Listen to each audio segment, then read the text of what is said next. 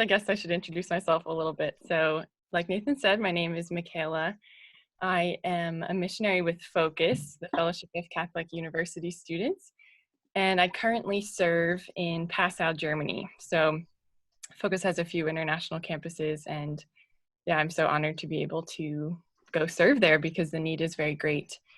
Obviously, I'm not there right now because of what's going on in our world, but yeah, not being there has allowed this really cool opportunity. So I'm super grateful for that. And when Nathan asked me to join him on this and he told me the topic was discernment, I kind of panicked a little bit because most of you probably don't know me and don't know my story, but I started really getting more deeply into my faith about five or so years ago when I was in college. And I feel like ever since I've started more intentionally following the Lord and trying to discern his will for my life has gotten increasingly more complicated and a little messier. And so when he said, yeah, will you talk to me about discernment? I was like, oh, he has to have picked the wrong person. Like, I am probably the last person to talk about discernment, but I knew that there's a reason that he asked me, and so I took it to prayer. And Jesus showed me actually a lot of things that I was unaware of in my own story, a lot of ways in which he has guided me, and the lessons he's taught me through discerning some big moves in my life. And so I hope that a few of the stories that I'm going to share open up a bit of the messier side of discernment. I've learned through the years that it's not just, 5 steps to a perfect life. In fact, Father Mike Schmitz, he talks about discernment all the time. He's like the guru. He is really honest and says that a better, or maybe a more amusing translation for the word discernment is to agonize or to wrestle with something. And so I hope that my stories kind of shed a little bit of light on what that looks like, and how that's looked in my life. So the first thing that I feel like the Lord called me to discern was actually becoming a missionary in the first place. So my junior year of college, I kind of had this deep reversion and was involved with the missionaries at my school. And the team director at my campus at the end of my junior year pulled me aside and asked me to consider becoming a missionary. And I had already had my sights set on grad school. I was about to get my degree in psychology and wanted to become a counselor. And in my mind, I had everything for the next 10 years all figured out. And so when she asked me this, it was like a bomb on all my plans. And I was like, I think I laughed in her face and was like, no, thank you, but no thanks. But after she said that, I could not stop thinking about it. And it would just, every single time I entered into prayer, entered into silence, it would be there. And I prayed about it for a few weeks with no clear outcome, no clear answer. And the deadlines were approaching to apply to these grad schools that I had not yet chosen or anything. And so I kind of started to panic. And one night I went to adoration with kind of this desperate prayer in my heart of, okay, Lord, I am down to the wire. I finally admit that I don't know what I'm doing. I don't know what's right. And I need you to tell me. Like, I will do whatever you ask, but I don't know what you want. And yeah, this was me, just so raw and so honest with the Lord. And I opened my Bible after saying this prayer. And the first thing that I opened up to kind of randomly was in the book of Acts. And I was about to flip towards what I was reading at the time, but something told me to read it. And the first thing that I read said, "Get up now and stand on your feet. I have appeared to you for this purpose, to appoint you as a servant and a witness of what you've seen of me and what you will be shown." And I just knew in that moment, here's my answer. And it was just spoken so clearly to my heart. It wouldn't have been more clear unless my name was, written in front of it. But what I learned through that experience was that oftentimes when we have these really big life decisions in front of us, we tend to panic. And we think, he's not going to answer me. He's not going to show me what to do. But we have to learn to resist this sense of panic, because the Lord knows better than we do our timeline. He knows everything involved with every decision we need to make. And so we can trust him, even if it's coming down to the wire, because he often does like to do things last minute. And yeah, the other big thing that I learned, and kind of a tip that I want to share from this experience, is that when we're discerning these big things, like our vocation or a calling, like a mission or a dream, I found it helpful not to focus on the specifics right away. And of course, I did go into this prayer, like, just tell me what to do. But the answer that I got was not, here, I want you to do this specific job, but rather he gave me a mission statement for my life.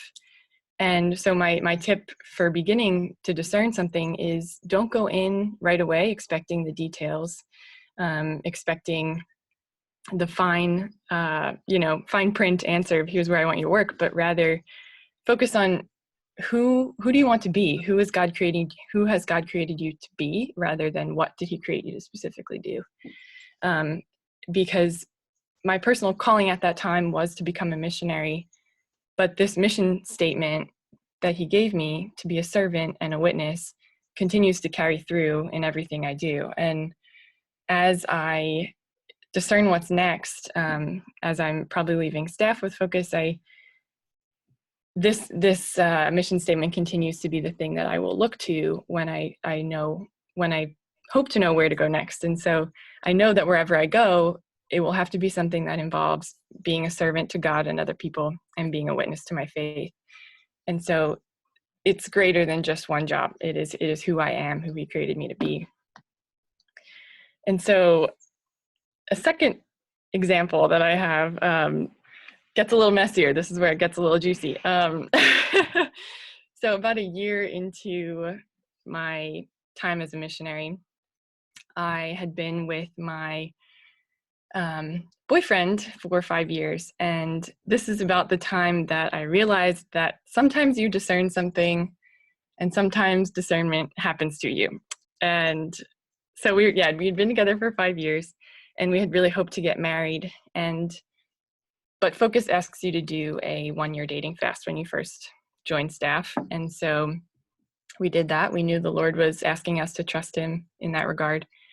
And so we spent 1 year of very minimal contact, only writing letters back and forth. And after a year of this, we both thought, all right, boom, we're good. We're ready for marriage. Here we go. And so after my first year, we did get engaged, and I was very joyful, very ecstatic. But then came the doubt, then came the fears, and then came a heartbreaking conversation with my fiance at the time, who had come to realize some things in his own life and in his own heart. And I ended up having to break off that engagement. And that was a really hard thing for me, because, I mean, the obvious thing of heartbreak, but on a very deep spiritual level, I lost all sense of direction, because I thought that I had discerned that I was meant to marry Dan. I thought that we had done everything that needed to be done in order to make a sound decision. And so it was extremely confusing for me and caused me to doubt my own ability to discern things, and also God's desire to give me good things and his desire to lead me towards my vocation. But this disappointment and this confusion turned out to be a great grace in my life, because I struggled so much with control at that time, and it's something I continue to ask for healing from. And if you struggle with control like I do, you know that at some point it gets very exhausting to try and hold your life together all the time, to try and have it all figured out. And through this experience, I had to learn that discerning something is not the same as controlling it. And that was painful, because I think I confused making these careful plans and following what made sense in the eyes of the world and what made sense according to my plans with like actually listening to the voice of the Lord and discerning his call. And when we discern our vocations, we usually have a stronger desire in one way or another, right? So either we really desire to be married, or we desire to be religious, or we desire to do some type of mission. And we tend to kind of talk at Jesus about the things that we want, and about the plans that we've made, rather than listen to what he's saying to us. And don't get me wrong, it is a very good thing to know your desires, and they are there for a reason. But sometimes we become so fixed on what we've imagined our lives to look like that we cannot possibly hear what Jesus has to say about it. And that is probably the hardest and most important lesson that I learned through all of this as well when it comes to discernment, is that sometimes we have to be willing to hear things that we don't want to hear, and make the necessary adjustments. And while I do believe that all of that happened for a reason, I know that my relationship with the Lord is stronger because of it, as is Dan's. I learned that I'm not the author of my life. I am not the author of my story. The Lord is. And sometimes life has some curveballs, and he does those things for our greater good. And I think this instance is when I really learned the agonizing, wrestling part of discernment, because I had to really go back into prayer and wrestle with those hard questions of like, okay, what was that? What are you calling me to then? Where do I go from here? And I learned to put aside my own plans and my own preconceived ideas of what my life should look like, and cling to the Lord and ask him what he wants.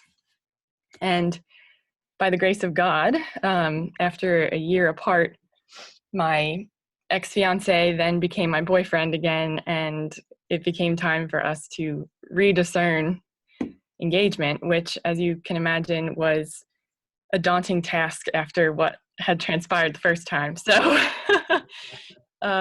we were led back into a relationship very beautifully and very peacefully, and we both had a lot of peace about being together, but making that next big commitment of getting engaged again was very risky. But we both knew by now that A, we were not in control, B, we had a God we could trust, and we could give him everything and deal with the outcome. We knew that if we were to not get married, we would be okay, we would survive.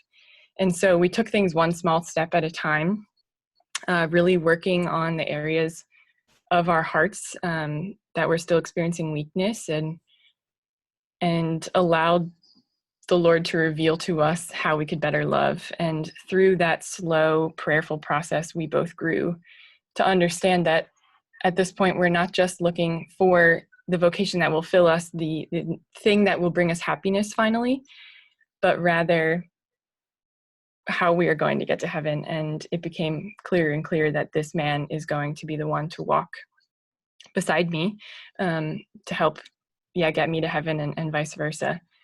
And so I learned many, many things, a lot of hard lessons and a lot of really beautiful lessons from this time. But I'll just wrap up with a scripture that I stumbled upon when I was praying about what to share here. And the Lord drew me to Romans, which is my favorite book in the Bible, the letter to the Romans. And I stumbled upon Romans chapter 12, verse 12, which says, "Rejoice in hope, endure in affliction, and persevere in prayer." And this is, I think, something I should just get like permanently tattooed on my arm, because it has to do with discernment so clearly, because discernment is not always going to be this easy several step process to a perfect life. And yes, there are steps, there are rules, there are ways to discern well, which I'm sure Nathan will do a great job explaining for us, as well as Father Michael. But regardless of how well we plan this life, there will be difficulties that arise. And so in the midst of everything, we need to cling to the hope of the resurrection, the hope of our Lord. We need to endure when things get hard and confusing. And above all, we need to persevere in prayer through all of it, because there's no way out. There's no way to cut through the noise without prayer. And that is where we learn to hear the voice of the Lord, and where we learn to discern where he's calling us. So yeah, we have to endure and steep everything in constant prayer. So yeah, it's been a really beautiful time to be able to reflect on all of the ways in which the Lord has humbled me and taught me through my failures and joys of discernment. And so, Nathan, I thank you for inviting me to talk about such a topic that I never knew was so key to my journey with God. So thank you. You are welcome. That was great. That was awesome. Thank you. Yeah, thank you so much, Michaela.